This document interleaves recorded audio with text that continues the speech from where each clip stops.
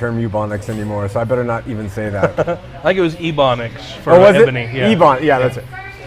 Okay, we are ready. Oh, Dan, you'll be looking at that.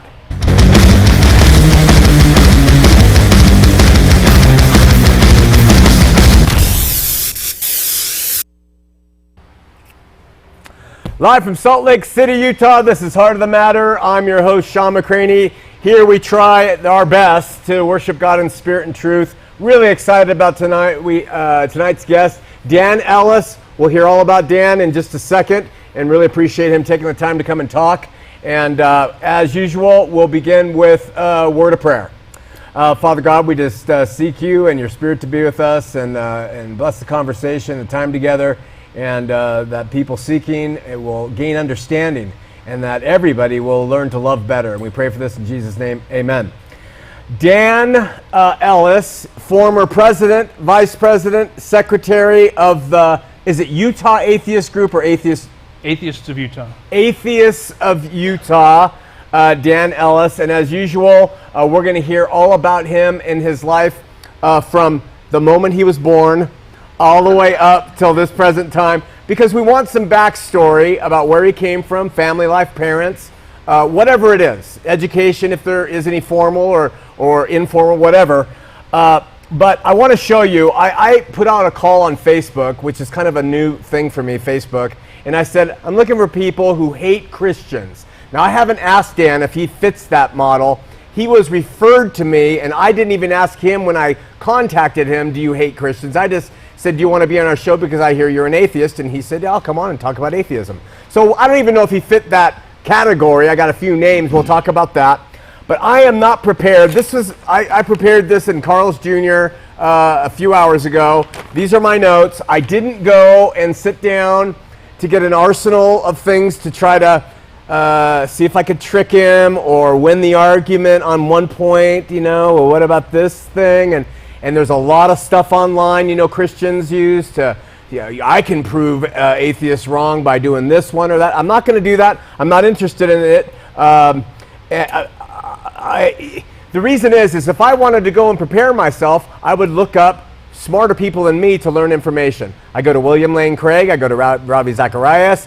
I go to Flew and Lennox and all these guys, and this is what they do. They debate with atheists. And I'm sure Dan, if he's not up to par, he may be, but if he's not up to par, like I'm not up to par, he would go to Hitchens and Dawkins and the guy who wrote Why I'm Not a Christian, Bertrand Russell, and famous atheists, and gather a whole bunch of stuff. And then all we would do is just sit here and throw stuff back and forth at each other to see who could win. I don't want to win tonight. I don't care if I look like a loser tonight with Dan.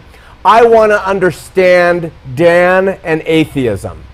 And I hope that this will flow the other way, that I can share with you some things that perhaps you don't know about Christianity, or you've been misled to believe Christianity is. So I hope we can come to understand each other with that, and we'll talk things out as they come.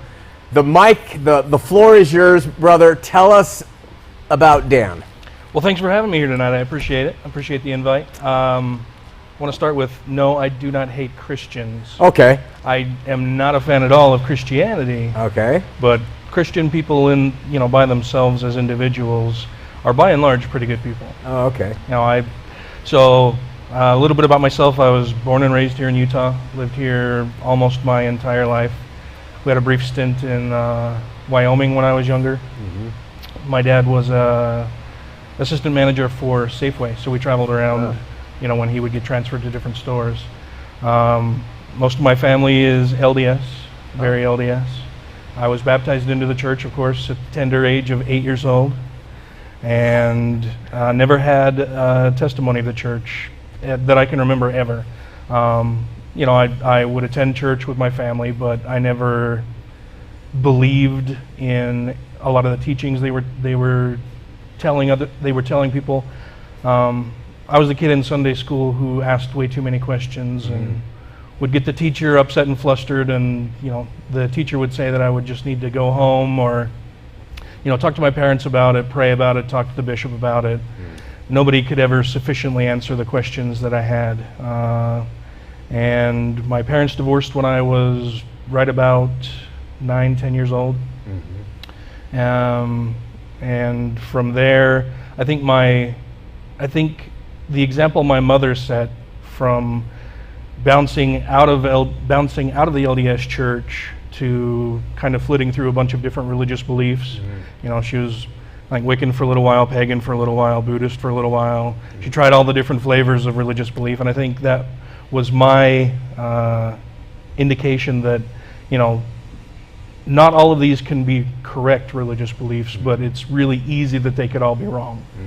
And when I look and see that there are thousands of Christian denominations, I mean, I hadn't heard of your church in particular until I received the email asking for somebody to come on the show. I am so stunned. Oh, I'm kidding. Right? But thank you very much for having me here. Yeah, I think, you know, seeing her bounce around through a bunch of different faiths and knowing that I had friends that weren't Mormon who were really good people, and also had friends that were Mormons who were very good people. But I also had friends when I was younger that when their parents found out that I didn't attend church regularly or I wasn't a faithful believer, that then they couldn't hang out with me anymore. I think I've always been an atheist, but it wasn't until I was in my 20s that I actually identified as an atheist, because growing up Mormon, you're taught and told that atheists are bad, you know. Doubt your doubts before you doubt your belief, right? So it was something that I just had always associated with being a bad person, or at least not a very good person. It wasn't until I was working at AT&T Universal Card in my early 20s that I met a guy there who, you know, just through casual conversation suggested that I read Carl Sagan's Demon Haunted World, Science is a Candle in the Dark. And it was through reading that I realized, oh, well, that's what an atheist is. Well, that's what I am. Okay, well, I must be an atheist then. And I don't know, he made a lot of really great points that I had kind of been kicking around in my own brain and considered a little bit, but hadn't ever really given it a lot of thought. And I think from that moment on, I was like, yeah, I'm an atheist. But I was an apatheist. I mean, being an atheist, of course, especially somewhere as religious as the state of Utah, it's not something that you tell a whole lot of people unless you're crazy or really, really enthusiastic about it. And so I just, you know, I was a quiet, on the down low atheist for a really long time.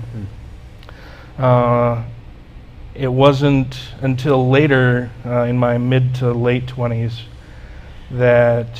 or actually even early 30s, that a friend of mine on Facebook that I had gone to high school with came out on Facebook as gay. And, you know, that's part of who he is. That's part of his identity. It's not something that you choose for yourself. It's not something that you can just say, okay, well, I guess I'm going to not be gay today. And he decided to be more open and honest with the people that he loved and felt close to. And a lot of the hate that I saw directed at him after he made that post made me think, okay, well, you know, I also agree that being gay isn't a problem. It's not a bad thing. It's not something people should be ashamed of. If he's going to do that, I should, you know, show a little bit of solidarity and say, okay, well, I should be more open and honest with the people that I love and care about, because I have been keeping this bit of myself away from them for so long, and should be more open and honest with them. And so I made a post on Facebook basically just coming out as an atheist. When was that? How long? That was 9 or 10 years ago. Wow, okay. And that wasn't, in retrospect, that probably wasn't the best way to go about it. I would encourage people out there that if they have decided they're an atheist, that they should have private conversations with those they care about first. If they want to come out, if they can come out, and if they want to come out, that they should have private conversations with those closest to them first, and then move, you know, to a more open and public forum in order to make that pronouncement. If I had to do it over again, I would have done it a little bit differently, but it wasn't entirely well received among my family members and a lot of my own friends. You know, I've had friends that I had been friends with for years, decades, and that until I announced publicly that I was an atheist, I would never have guessed that they had a religious bone in their body. But as soon as I came out as an atheist and made it clear that I wasn't down with religion at all, I lost a lot of friends that, like I said, until that moment I had no idea they had any religious belief whatsoever. And we still have tons and tons in common, a lot of shared experience, a lot of great memories, but it was that one little thing that seemed to be the biggest, it was that one little difference that to them was a difference that they just couldn't abide. And did you interpret that as a real failure of religion, that it would create people who would turn on an old friend just because they say, I have a different well, view? certainly, yeah. I view religion largely to be a hugely divisive force. Well, like I said, I hadn't heard about your church until I received an invite, and it's because, I don't know much about you or your church. I'm sorry, I didn't spend much time doing any research on you or anything. But it's my understanding in talking with other friends on Facebook that you're formerly LDS, Yeah. Is that correct? Yeah, 40 years. And are not a big fan of the LDS church, so we got that in common. We also have in common, I'm not a fan of Christianity either. Oh yeah? Yeah, I'm not a fan of Christianity because the word today means something very different than I think what it meant originally. Yeah. Even shortly after Christ's death and resurrection, I think Christianity got a pretty rotten name through the early Catholic years and stuff. So I'm with you on that. And I've changed a lot. I've matured in my animus toward Mormons and things like that. But we share a kindred background in having. How active were you? You were baptized, but. My parents weren't entirely devout. My mom has always been a bit of a free spirit and a free thinker, so she didn't agree with a lot of the church's policies and stances on things. Do you think she had an influence on the way you see the world? Oh, absolutely. Yeah. I mean, your parents do inevitably. Yeah. It's people that you see and spend time with every day. Yeah. If you're in a normal, healthy household. So if someone said to you, and this is in all friendliness, well, Dan, you're an atheist because your mom, she flitted around to a bunch of different churches, and so of course that's going to show you that there really is no real God, no real church. So how would you respond to that comment? I would say that would be presuming that I've not done any research or investigation on my own, that I'm only relying on my mother's experience. And as I said earlier, that was pretty much just the gateway into me realizing that a lot of these faiths are incorrect because they can't, like I said, they can't all be correct, and they all have diametrically opposed views. And so then I started looking at, okay, well, which one is the true and correct church, or which one does have the truth on its side? And after years and years of research and thought, I realized that none of them are true and correct. So in your late 20s, you've come out, you read Sagan's book. I read about half of that when I was younger, and I couldn't finish it, not because I disagreed with it. I think I couldn't finish it because of time constraints. But I started reading Demon Haunted World. But you, late 20s, get married, family, mom. What's the relationship with mom and dad? Do you have siblings, and how's all that now? Yeah, everything's great. I did have a sibling. My sister died of bladder cancer several years ago. But she had other issues too that precipitated getting to that point, and then deciding that she didn't want to seek treatment for the bladder cancer. My father, a few years ago, just in talking with him, he told me, well, yeah, I'm an atheist too, but don't tell your grandmother, because it'd break her heart. And then 2 years ago, he had a health scare and was in the hospital for a couple weeks and came close to death. And I think that woke something in him that he decided, well, I need to get right with God before I die, because if I don't, who knows what'll happen. And so, after years of no participation in any church at all, he's recently gone back to the LDS faith. I think it provides him some bit of comfort, and for a while I was hoping that it would make him more compassionate and caring person, but that hasn't been the case. Wow. Wow. But yeah, like I said, most of my family is very LDS. When I initially came out, I don't know, there was a period of maybe 6 months to a year that I would have constant battles with people who still chose to associate with me, but wanted to try to show me that I was wrong for being an atheist. And after several discussions back and forth with them, I think they've decided, I don't want. Well, I think there are a couple different things. I think one is that they've seen that I've been able to convince a few people, at least a few, that the religion that they're practicing is crap and they should leave it, and so they don't want to engage me a whole lot because they're afraid of what any potential doubts I could the little seeds that I would plant, what would that grow, and they're terrified of the prospect. Sure. And then of course there are others who are just like, oh, I just don't want to argue with them. I'd rather just hang out with them and have a good time. But yeah, the relationship with my family is good. I still hang out with my father on occasion. See my mom fairly regularly, not as often as I'd like. We're both really busy people. I have a couple of cousins who have recently decided to leave the LDS Church. I would like to think that I was very influential in that, but I don't think ultimately that was it. It was the church's stance and new policy on how it treats children of gay parents that was just a bridge too far for them, where they chose that, they said, okay, well, that's enough, I'm out. I can't do it anymore. I can't defend a church who would pick on innocent children and say that because somebody else in your family has done something, we're going to punish you specifically. That really hit them. I think they really made a big mistake on that. Oh yeah, I think they stepped in it with that, for sure. It's driven a lot of people away from the church. Dan, a couple things. First of all, I feel like a prepubescent junior high schooler standing in the shower with a well-developed masculine male looking at that beard. Well, thank you. I was thinking yours is pretty glorious, man. You're a silver fox over there. There's no comparison. You've got the girth and the length. I mean, this is...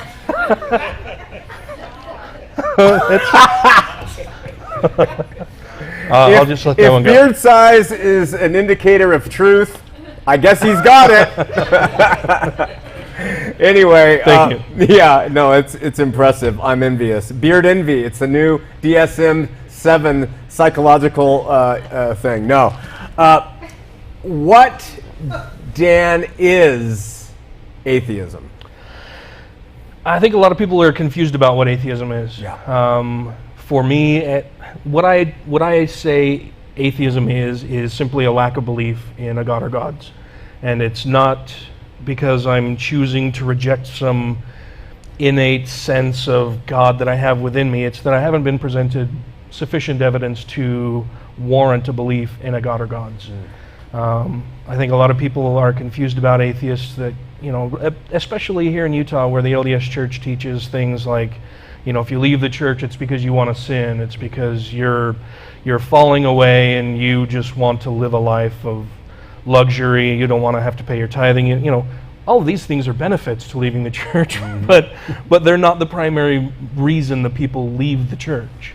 It's not because I wanted to drink beer or wanted to drink coffee or wanted to have sex out of wedlock. None of those are why I left the church. I left the church because it didn't make any sense to me. I don't believe that it's true, and there was just nothing there for me. Yeah. So atheism, I have a good friend named Phil, and he asked this question, and I'm going to pass it on to you. It's not a loaded question. It's just, he says, I always wondered, is atheism more about growing something, or is atheism more about destroying something? And how would you answer that question? I'm not entirely sure that I understand the question. Is atheism about growing atheism and getting more people, like you said, you convinced a few to come over. Is it more about getting more people on your side and to grow in America, for instance, a body of atheists so that the world can be rid of the scourge of religious people, and at the same, or is it also to just destroy any person who looks up to the heavens and says, "I believe in you, God"? No, I think that's a common misconception, and that's a great question. Now that I understand it a little more, I don't think that's the goal of atheism at all. For me, I personally don't care what people believe in their own homes and churches, synagogues, mosques, temples, whatever. I don't care what they believe. I don't care what they practice. I don't care what they do, so long as they're not harming themselves or others. Mm-hmm. If they want to believe whatever nonsense suits them, provides comfort, whatever, I have no issue with that. I do have issue with religion when it steps into the lives of other people and tries to enforce that particular religion's beliefs onto other people who are not adherents of that faith. Mm-hmm. Oh, so proselytizing. Not just proselytizing, but legislating. Oh, okay. I mean, here in Utah, you can't do a lot of things that the LDS Church doesn't like. You know, the liquor stores are closed on Sunday.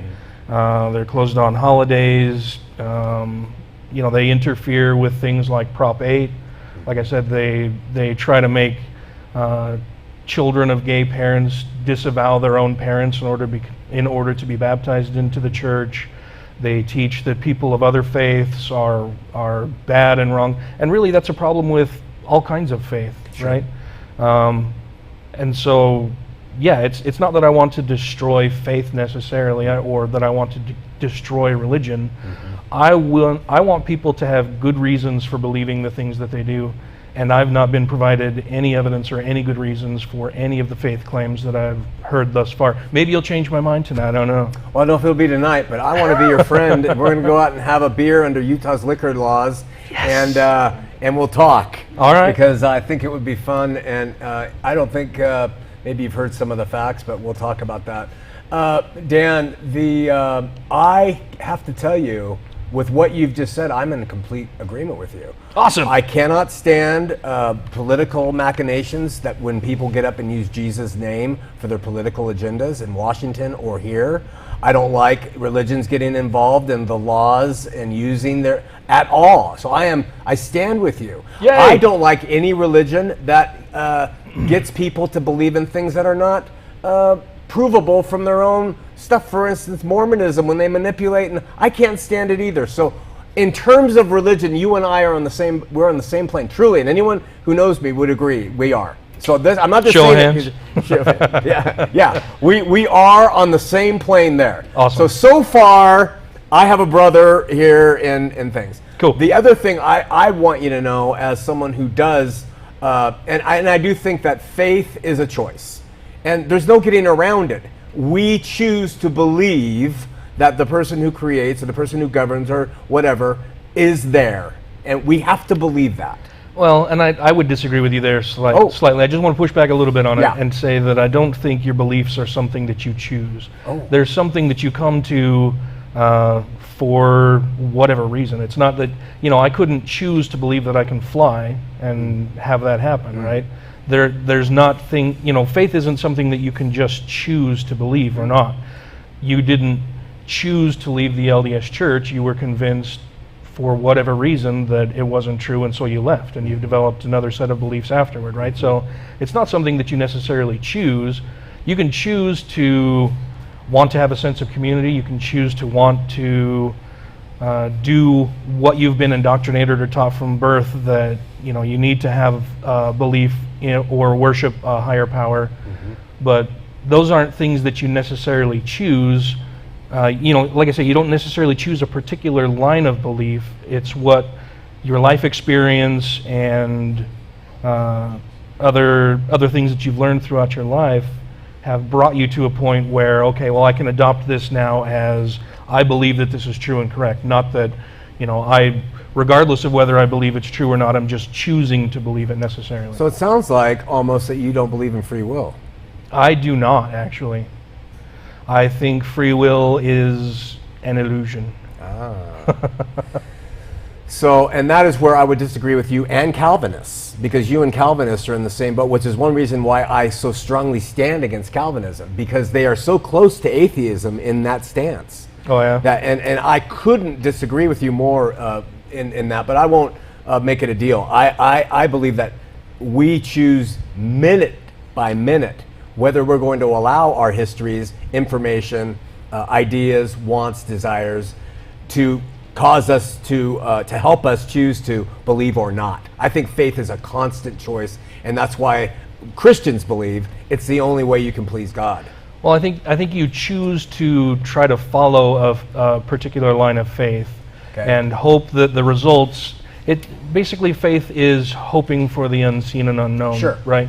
That's what it is. It's hope. It's not a choice to actually believe the things. It's a choice to follow the teachings of whatever religion you've been involved with. Yeah.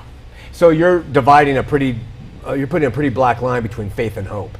You're saying it's more of just a wishful hope that that's really more of what you're saying? I think for a lot of people, yes. Certainly not all. Certainly there are believers who, they're not just hoping, they actually fully, wholeheartedly believe what they're saying and the things that they're taught. There really are a lot of them. Oh yeah. For sure. Yeah. They fly planes into buildings. Yes, sometimes. they do. We always use that example, don't we? Not they feed the poor downtown. I'm just getting on you, Dan. Sometimes they do, sure. Yeah. Well, and that's just it too. I mean, religion can do some good things, but it can also do some horribly destructive things. Absolutely. So to another topic that I kind of want to know, and I've heard it talked about, but so people want to know, well then, how do you know truth? Where do you get your truth from? And to you might be, you idiot, it's so simple. But to a Christian, it's tough for us to understand how someone, and do you say there is no God? Is that what you say? I say that I'm unconvinced that there's any kind of God. You're unconvinced? Yeah. Is that different than a hardcore atheist who says there is no God? Well, so you asked earlier what atheism is, and I guess maybe we can revisit that a little bit to say that a lot of people confuse atheism, theism, Gnosticism, and agnosticism. And really, for me, it's a binary choice. Let me go through those four things first, if you'll allow me. Absolutely. If you'll indulge me for a moment. Yes, we're trying to learn, truly. Okay, so theism and atheism deal with belief. Okay. Gnosticism and agnosticism deal with knowledge. So you can be an agnostic theist. You can be somebody who believes but doesn't know for sure that what they believe is actually true. Okay. You can be a Gnostic theist, who is somebody who purports to know that what they believe is true. Mm-hmm. And on the flip side of that, you can be an agnostic atheist who has no belief but doesn't claim to know that they're correct. Mm-hmm. And you can be a Gnostic atheist, where you do not believe and you claim to know that you're correct and that there is no God. It's just like Protestantism. You got 1,000 different denominations. No, I'm just kidding you. Well, sure, but like I said, you can be an agnostic theist. Yeah, it's amazing. So what are you? So as far as all of the God claims that I have ever been presented with, I am a Gnostic atheist. Gnostic atheist. Meaning that I know that the claims that I've heard thus far for any particular religion, any belief in any deity that may be out there, I can show through the teachings of that particular religion even, that they're wrong. Okay. Because they make mutually exclusive claims that when contrasted together simply can't exist. But you realize right now that our viewers at home, wherever they are, and those who will watch are just chomping at the bit. Yes. Wait a minute. Send me Wait emails, a minute. tell me. Yeah. He doesn't understand this one and that one and this one. And you guys do go through it. You guys have done your homework and you do have answers, right? Well, yeah. That's another common misconception, is just that, well, atheists are atheists, or they don't believe because they just haven't heard from the right person. Right. They haven't heard it presented in the right way, or they haven't heard this little fact or this little tidbit of whatever religious belief I personally hold.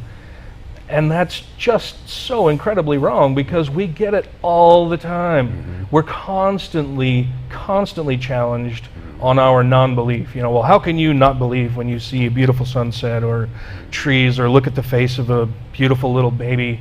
How can you believe that there's no God? Well, I don't believe that there's no God, but the claims for any God that I've been presented with so far, I don't believe. I see.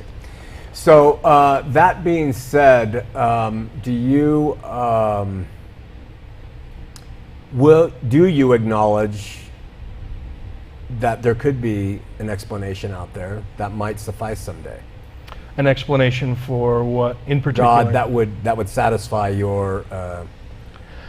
I would say that if a God exists that actually cares about what happens to us here on Earth and what we're doing, he's a monster. Okay. Yeah. And do you do you know what the Christian response to that, the reasonable biblical Christian response to that would be? I've heard several different ones. What's yours? Well, mine is the fact that what he allows that looks monstrous is evidence of his goodness. That in order for there to be free will and him not to be a despot monster God, causing good everywhere, he gives us choice, and he gave it from the beginning. And yeah, he knew from the beginning when he created us what we would do, and you could say that's a monster God. But at the opposite side, my friend, he could just be a puppeteer, and he could force us to just be good all the time. Or he could just not exist. Or he could exist, create us, and give us chances to muck up everything, and he's reaching saying, I'm here, and I love you. So And so what do you say to the child, to the little girl who's been locked in a cage for years, raped daily, forced to carry to term pregnancies from her father, her uncle, grandfather, whoever who's raping her, and feed and care for the child of her rape and or incest for years? What would you say to that person that, well, God allowed your rapist and captor free will, and so these are just the consequences? Yeah, hopefully you learn from this. If he inserted himself, the way Christians often use his name blasphemously, that he inserts himself and fixes things and saves things and changes things, if he inserted himself in that situation, then he would be a despot. And he would say, no, I'm going to save this little girl of this one, and if he did that, then I have to save that little child who's about to be hit by a car. Well, and I got to save the kid drowning, and I got to save the mother from cancer. Yeah.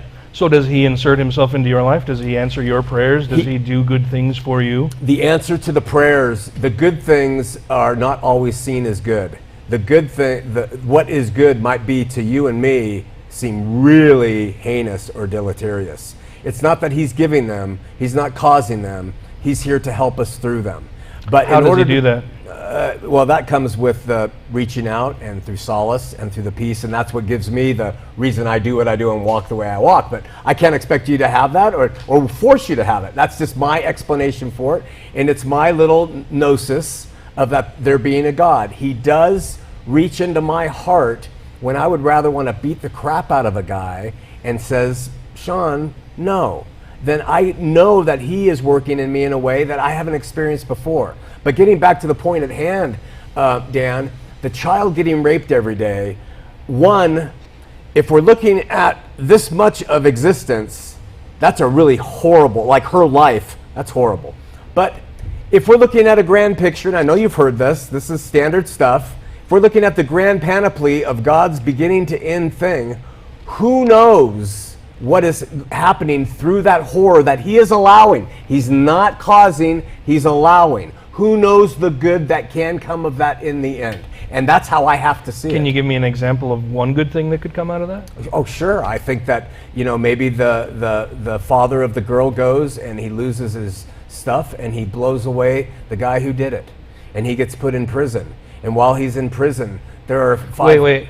It would be a good thing if he goes and murders somebody? I'm taking a long, grand view here. I'm taking the grand view. Oh, maybe I interrupted you. I'm taking it out to an extreme here. Okay. Yeah, so, and God he's not saying go and kill. God is like, you guys have free will. Do it. Do it. You're going to do it. You're going to do it. It's going to happen. That's right. Sure. You have the choice, sir. And so sir goes and does it. But through the process, that guy somehow comes to understand the fault of his actions. The girl mourns over what her father did and somehow comes to understanding through this pain and suffering. You know as well as I do, we seem to learn a lot more from from the pain and difficulty that we experience in our life than we do from just the joy and sheer pleasure. You'd think that, but I make the same stupid mistakes over and over and over again. Well, that's because you're belligerent, my brother. No, and me too. I do too. Stubborn to a fault. Yeah, but you know, I get what you're saying. It's hard to understand how a loving God could allow this pain. But at the same time, I could not respect or believe in a God who would create a world where it didn't exist. See, and I think that's where we differ big time, because I could never respect, let alone worship, a being who would allow that type of thing to happen. So tell me, what would you, if you're a good God, do? Oh man, there's so many things. What would you like to know first? Well, this is the case of the little girl, and then go on down the laundry list of the horrors that are going on around the world. And so all God is doing is stripping men of their ability to freely choose. Well, let me ask you a question. So I don't know your religious beliefs. I don't know what you teach here at this church or anything. I don't know what y'all get together and do. Hopefully you've got a good community and you guys have a good time. We don't do much of that, I'll tell you that right now. You don't get excited? We don't do much of that, no. It's not milking cows. Not that kind of place. Some guys do some of that. We have to work with them, but keep going. Well, so do you believe in an afterlife and in a heaven and everything? Absolutely, yeah.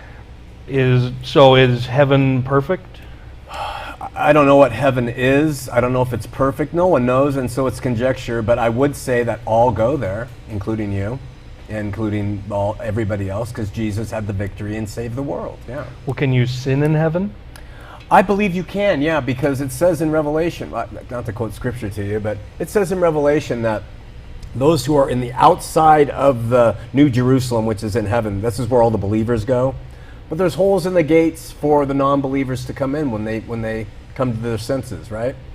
Outside of it are where the liars and adulterers. I'm just quoting there's scripture. There's holes in the gates. Yeah, there's doorways. So somewhere, wherever heaven is located. Yes. They've constructed this whole place. Yeah, God has constructed this place. New Jerusalem. It's spiritual. It's spiritual. And He's left holes. When I say holes, I mean in the gates. There's gates in the city wall, and then they're in the northeast, south, and west. And everybody outside that, Dan, are the liars and those who love to cause problems. That's how they're described. They have the opportunity to go into that place if they want. So in heaven, can evil happen? According to Revelation, yes.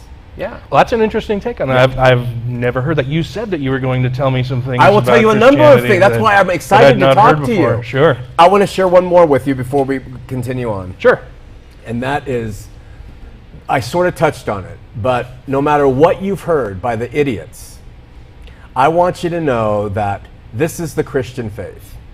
God loved this world so much, He gave His Son, His only human Son. I know you don't believe Him. He's a joke to most of you. And He died, He gave His life, and He resurrected, and He overcame everything. And it's done.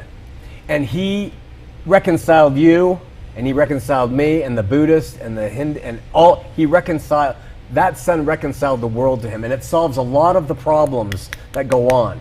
Now, I'm not making this up. This is from the Scripture. It's just the evangelicals don't want to read it. So you're not making it up, but you're assuming that the Scriptures weren't made up by somebody too. Oh yeah, right? I definitely buy into those. Yeah, and I do that by faith. I choose to. Right. But that's what I'm saying is, you personally aren't making this up, but you're pulling bits and pieces out of the Scripture that you don't know wasn't made up by somebody. Absolutely. Yeah. I have faith that was the inspired Word of God to some extent. Yeah. Well, and it's something that you've gone through, and you've combed through the Scriptures, and you've decided that I like this, and I like this, and I like this. That slavery bit we'll check aside. That part about raping angels, we'll throw that all aside. That fits in the same plot with the girl getting raped every day. It all fits in. It's all part of the grand plan. I would say that a view like that really, to me, and I don't mean any offense, but a view like that to me just seems like, well, if God is allowing all of these heinous things to occur all the time, He's not helping, He's not stepping in to actually change things other than, He gives you a burning in the bosom or a warm feeling every now and then or whatever. then what is the point of worshiping him at all? What is the point of praying? What is the point of going to church? What is the point of doing any of that, supplicating yourself to a being that seems completely carefree or as if, I mean, to me that in itself is atheism. It's believing that this God doesn't really participate in our lives in any meaningful way on a day-to-day basis. I don't know why anybody would spend much time contemplating a being who would do those things or allow those things to happen, like I said, let alone worship that being. I would have to go back and correct, and I think I've misled you. It's not that he doesn't care and get involved with us, but it's all through blessing. It is not through the hurting. What do you mean by blessing? It's through the blessing of, well, the way we see it, is that he gave you a beautiful beard. Thank you. And he gave you a life on this earth, and he gave you lungs that could breathe. And he's with you every day of your life, and he sends the sun to shine down on you and the rain to shine down on you, whether you believe in him or not. He's a very good God. He's a very loving God. He doesn't wipe you off the face of the earth because you say you don't think he exists. That's a despotic, angry God that wants you gone, right? So he is. Does he send people to hell? He said no. He does not send people to hell. Oh, you don't believe in hell? I believe hell was a proper place scripturally, but it's done now. Remember, done by the victory. That's why I wanted to throw that in there. Done by the victory of Christ, overcome. And that is not something I've just picked out. That is a contextual biblical argument. I'm not alone in this. Okay? So just so that I understand a little better what you believe, you don't believe that hell currently exists and or that people have been condemned to hell. No, hell is called, that term is Sheol in the Hebrew. Sure. And it just means the covered place. And it was there for all the people to go separate from God because there was sin in their life. Jesus comes and he reconciles the world to the Father. So it says that hell and Satan are cast into the lake of fire. They're done with their whatever they did. So that is how he's had the victory, and that's why you are part of this victorious plan. So getting back to the good God. So I believe that he is there to comfort us. I believe that he teaches me how to love. I believe he teaches me how to be a better human being than a worse human being. So he does have a very active, caring role in us, and he expects us. How does he teach you to be a better human being? Well, see, this is where it gets dicey with us because it's by his Spirit. And it's by, and the only thing I can bring to the table for it is the proof from me. And it's subjective, it's my own experience, and I know that all kinds of people can say, well, he changed me too, and the military changed me, I'm a better man now. But God changed me, and I was once a real effer, and I was once someone that would not put up with anything, and maybe similar to the way you've been in your life. It took God. He is a crutch, someone I needed, like your dad, to go to relinquish my will to his. And it's his will that is good that guides me to do well now. Now, I'm not saying you can't do good. Atheists do good all the time, but they do good for this earth.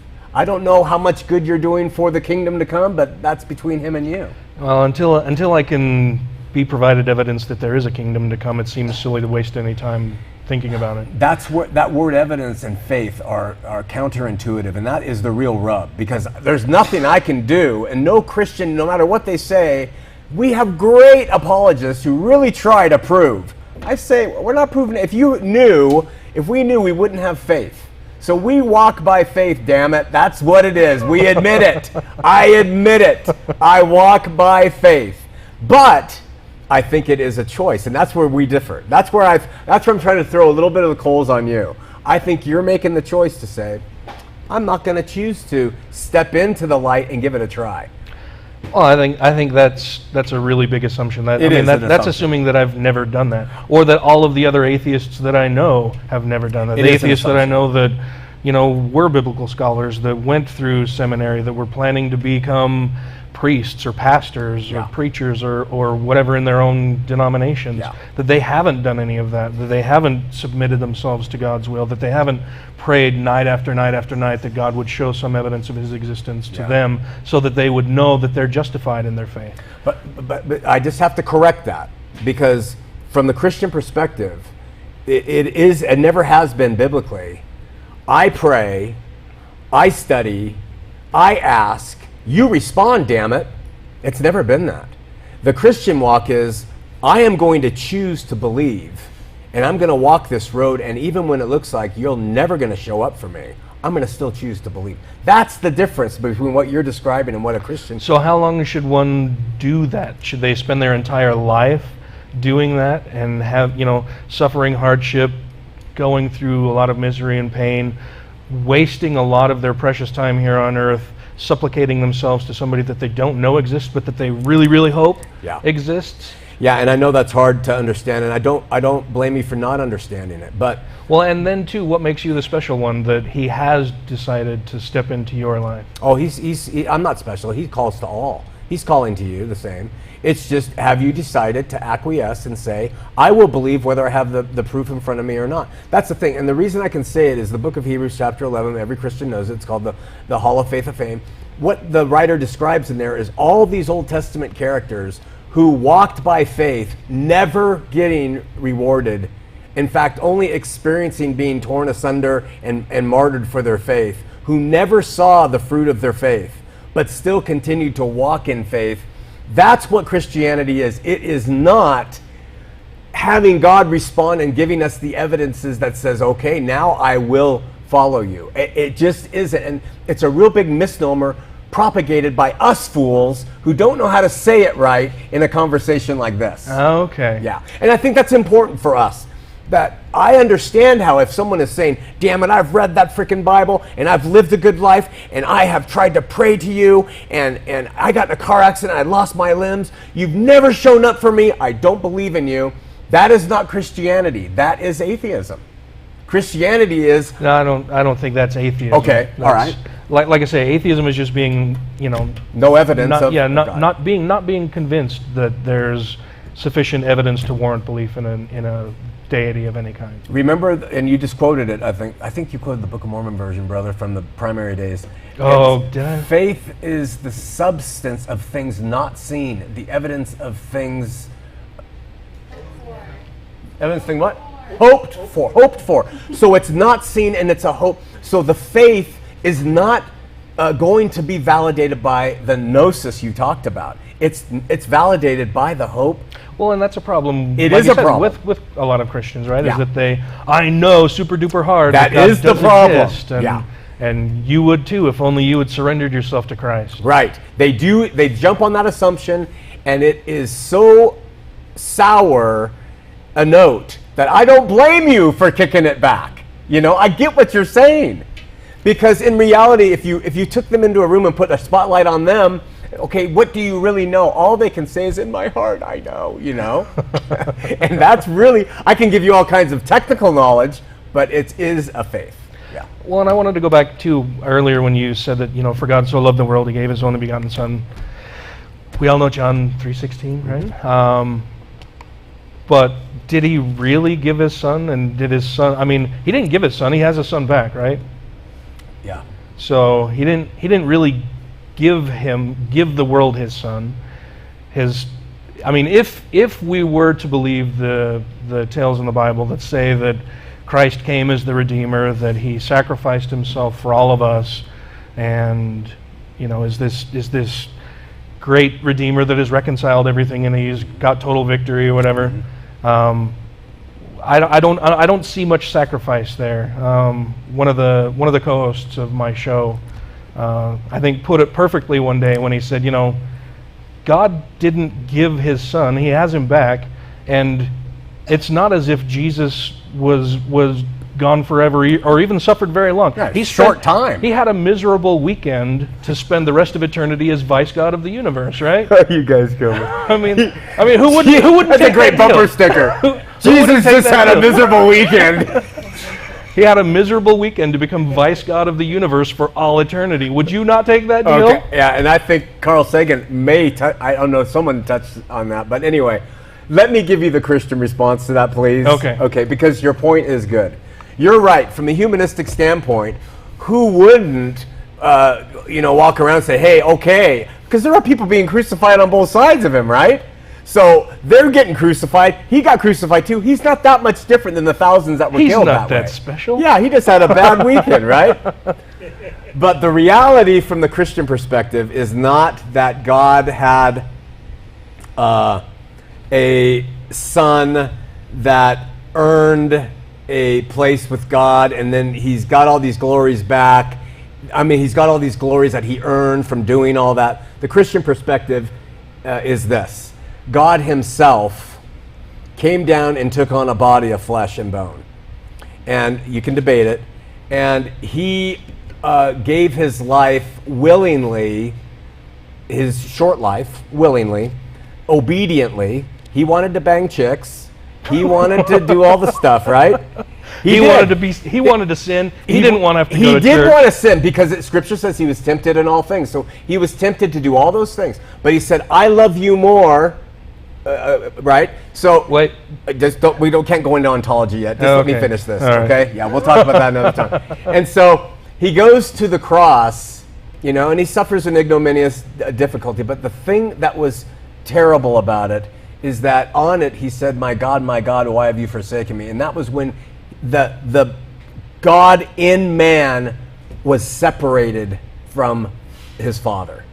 And it's a long discussion. I can see your face lighten up with all sorts of stuff. But I'm just telling you, the real thing was that when he, in faith, wanted to not go to the cross, he said, I don't want to do this, but if you want me to do it, I will. And he says, your will be done. He went and did it anyway. Well, do you think he had a choice? Yeah, he had a choice. He could have just told the Romans, nah, not today. He told Matthew, I don't want to be crucified I can wipe today. them out with a ton of angels if I want. Don't you think I can do that, Peter? He had a choice, but he willingly, and that's the model for the Christian today. We want to go and do things, but we willingly surrender our will to his. So the getting back to the point, and I'll stop. Okay. He was separated for the first and only time in eternity from who he was. And he became a sinner on a cross for us. While that in our world might mean anything, in the spectrum of an eternity, that is a magnanimous sacrifice. You're thinking of it in human terms. If you think of it in deific eternal terms, it's much bigger than your friend on the show. That seems even less of a sacrifice. If we're looking at a time scale of eternity, right, where you do, let's say that you did believe in hell, and you've got people in hell where they're suffering in eternal torture. Another friend who came on my show one day really crystallized this for me, that on a timeline of eternity, we can't even really fathom what that's like, right? Yeah. Because after 1,000 years of being tortured, you're just getting started. Yeah. And after 10,000 years of being tortured, you're just getting started. Yeah. You're just barely, you haven't even left the gates yet. Yeah. And after 1 billion years of being tortured, you're still just getting started on an eternal time scale. So a sacrifice of 3 days hanging on a cross on that kind of time scale really seems even more diminished to me. You've set it up beautifully, because in a human scale, you're right. But in that eternal time scale that you were just talking about, where the being inside Christ was one with his Father for an eternity, that time of separation was an eternal sacrifice. And that is what we don't comprehend when it comes to the magnitude of it. You described the eternal time scale as being, in hell, 1 billion years is just barely getting started, right? Well, his separation from his Father, that's the same thinking that the theologians of Christianity have. That was where the sacrifice was. So if you can try to take your own thinking and apply it to that, I think there's some merit to that. Consider. Yeah, I'll think about it. Let's. We don't have that much time. Are you a Darwinian? What would a Darwinian be? Do you believe in macro and microevolution? I accept the fact of evolution. Yes. I love that. Thank you. You do make me laugh. And I accept the fact that God is mad at you. No. Okay. So you accept the fact of macro and microevolution? Absolutely. Okay. So human race came from, in your words? Other humans? Before that, you know what I mean. Well, no, I want to make sure that I understand your question, because Did we could go down a whole lot of roads. Lit up by lightning? No, we didn't. No. Ancient ancestors of ours did, sure. Okay, our ancestors came from something like that. Sure. Okay. So, in Darwinian, do you believe that, for instance, like Marxist might makes right? No. You don't believe that? No, hell no. Okay, but isn't that part of survival of the fittest? Nope. Isn't natural selection part of that might makes right sort of the strong survival of the fittest? I think that's a common misconception also. Is it? Yeah. Might makes right that's more a political Okay, forget that philosophy. Just what about natural selection? Natural selection isn't that the strongest survives. It's the one who is Most adapted? more adapted for their surroundings, right? And those surroundings change. But wouldn't that be considered where the we strongest? live right now? Hundreds of thousands of years ago was underwater. Yeah. This was all Lake Bonneville, right? So your surroundings change, and the species who are there, who are most able to adapt to those changing surroundings, are the ones who survive, who pass on those mutations, those genes that have enabled them to adapt and survive better than their cousins, are the ones who go on and pass on those same genes to their offspring. Mm-hmm. And then that climate changes, there are other mutations that create change in those species or in those individuals, and then you get speciation. Evolution is proven, I think, more than just about any other realm of science. I have no problem with evolution. I just believe that there was a garden where Adam and Eve were created. And you see, I don't laugh at you. You're being serious. I'm being serious. Okay, yeah, sorry, yeah. I didn't mean. Sorry. But there were. Remember, it was a specific place between the Tigris and Euphrates and Pistis River or whatever it was, and it was just at one place. Outside of that, I don't know what was going on. So I have no problem with some of the things that we've come up with. There's no problem. There's no So do you issue think there. that all humans started with Adam and Eve? I think that the humans, as we know them today, as you differentiated for us, yes. I think you are an ancestor of... That's slippery. I know, it's slippery. And I know all the data that you'll throw. That's up my faith. I place my faith in that biblical narrative. Yeah. Yeah. I don't know that it is exactly how we like to explain it, but I do accept that as the origins of you and me and everybody who is here. What about the land of Nod? Yeah, what happened there? What was in the land Well, of just Nod? the people that existed in the land of Nod outside. Yeah, land of Nod. Yeah. That's what I'm talking about. Outside of Eden, there's other places. People, humans? I don't know. That's the thing. I don't know. The biblical narrative is not exhaustive. It just gives us enough to kind of tell the story. But to me, and we're almost wrapping this up, but to me, Dan, I'll just give this final note and then leave it to you to give a final summation. I want to, before you do that, thank you for coming on. You're an engaging guy, and I like you as a person. Thank you. And I want you to know that I love you as a human being. Oh, stop. I do. I do. I love you, and I care about you, and I do believe, from our faith perspective, that every knee will bow and every tongue will ultimately confess that Jesus is the Christ, and that you'll do that not by force. You'll do it because you want to. And I believe that you and I are going to be with each other after this life, all because of the victory of Christ. But the thing I want to say is, we don't have all the answers. We've made a lot of mistakes as Christians in the way we deal with people who are not of faith. And I want to say on my behalf, in being a Christian, sold out for all the stuff that you might scoff at, I'm sorry that so much of that happens. I accept you as my brother. I accept you as my friend. And you can be an atheist till now, the day you die. I'll sing your praises at the funeral. And I just want you to know that there are Christians out there who do operate by the New Testament edict of Christ to love unconditionally, no matter people's beliefs. And that's probably the most important thing I can share with you as my guest tonight. You have the final say. Well, I appreciate the invite to come on the show. This has been a hoot. You seem like a very nice guy. I hope that you guys all have fun doing your thing. He's gonna get it. He does this again. This is my excited emotion. But no, I appreciate you having me on the show. This has been a fun talk. Hopefully we can do it again sometime. Maybe I'll have you come on my show. That'd be great. I'm gonna take a lot of heat from the evangelicals for all that I didn't counter you with and all the things I could have and didn't say. You have no idea how full my email box is going to be. Well, you should have said this, and you should have said this, We're in and you the should have same pressed boat. on these things. Oh, absolutely. Oh, Yeah. awesome. So it's kind of like humans are humans. Oh, yeah. Yeah, you're damned if you do, you're damned if you don't. And somebody else can always do it better. oh, someone can always do it better. Hey, brother, thanks so much. Thank you, Shawn. God It's been a bless you. pleasure. Thank you. We'll see you next week on Heart of the Matter. It was great, brother. We'll have to do it again. Absolutely. That was a lot of fun. Yeah. And like I said, I